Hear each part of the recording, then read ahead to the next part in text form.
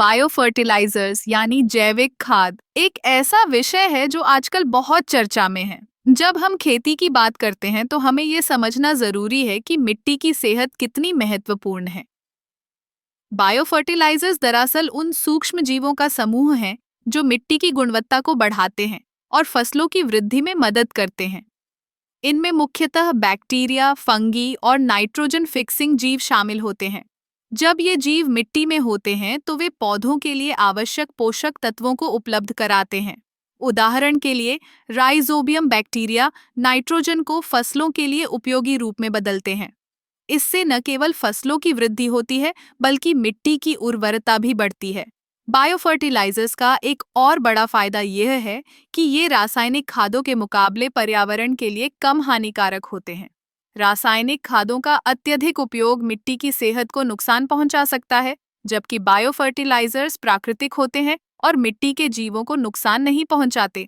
अब बात करते हैं कि बायोफर्टिलाइजर्स का उपयोग कैसे किया जा सकता है।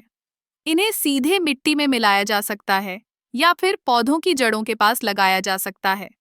यह सुनिश्चित करता है कि पौधों को आवश्यक पोषक तत्व आसानी से मिल सकें।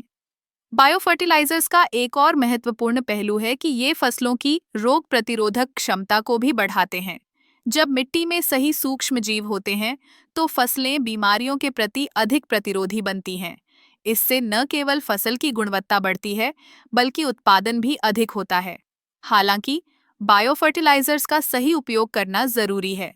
हर फसल के लिए अलग अलग प्रकार के बायोफर्टिलाइजर्स होते हैं, इसलिए किसान को यह समझना होगा कि कौन सा बायोफर्टिलाइजर उनकी फसल के लिए सबसे उपयुक्त है। अंत में, बायोफर्टिलाइजर्स का उपयोग न केवल कृषि के लिए फायदेमंद है, बल्कि यह हमारे पर्यावरण को भी सुरक्षित रखने में मदद करता है।